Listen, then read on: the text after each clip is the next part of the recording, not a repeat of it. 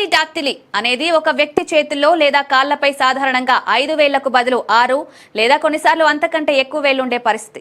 ఈ అదనపు వేరు పూర్తిగా అభివృద్ధి చెంది ఉండవచ్చు లేదా చిన్నదిగా అసాధారణంగా ఉండవచ్చు. ఈ పరిస్థితి పుట్టుకతోనే ఉంటుంది. సాధారణంగా ప్రమాదకరం కాదు.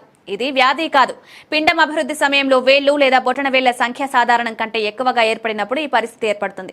జర్మనీలోని ఫ్రీబర్గ్ విశ్వవిద్యాలయంలో నిర్వహించిన పరిశోధన ప్రకారం 6 వేలున్న వ్యక్తులు మానసికంగా పదునుగా ఉంటారు. పాలీడాక్టిలీ సాధారణంగా జన్యు ఉత్పరివర్తన వల్ల వస్తుంది. ఈ మ్యుటేషన్ వల్ల పెరుగుదల నియంత్రించే జన్యువుల్లో సంభవిస్తుంది. కొన్ని సందర్భాల్లో ఈ పరిస్థితి కుటుంబంలో తరం నుండి తరానికి సంక్రమించవచ్చు.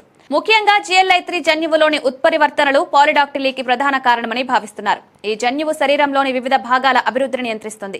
పిండం అభివృద్ధి సమయంలో వేళ్లు ఏర్పడడం ఒక సంక్లిష్టమైన ప్రక్రియ. ఈ ప్రక్రియలో ఏదైనా ఆటంకం ఉంటే అదనపు వేళ్లు ఏర్పడవచ్చు. కొన్ని సందర్భాల్లో గర్భధారణ సమయంలో సంభవించే పర్యావరణ కారణాలు, ఇతర సమస్యలు కూడా ఈ పరిస్థితికి దారిచేయవచ్చు. అయితే ఇది చాలా అదురు. దాదాపు 1000 మందిలో ఒకరికి 6 లేదా కాళ్లతో జన్మిస్తారు. ఈ సందర్భాల్లో పాలీడాక్టిలీ ప్రమాదకరం కాదు. కొన్ని సందర్భాల్లో అదనపు వేలు వ్యక్తికి అసౌకర్యాన్ని కల్పించవచ్చు, వారి పని సామర్థ్యాన్ని ప్రభావితం చేయవచ్చు. అటువంటి సందర్భంలో వైద్యుడు శస్త్రచికిత్సను సిఫార్సు చేయవచ్చు. దీనిలో అదనపు వేలు తొలగించబడుతుంది. చాలా సందర్భాల్లో అదనపు వేళ్లు వాటంతటవే శారీరక సవాలును కలిగించవు, వైకల్యాన్ని కలిగి ఉండవు.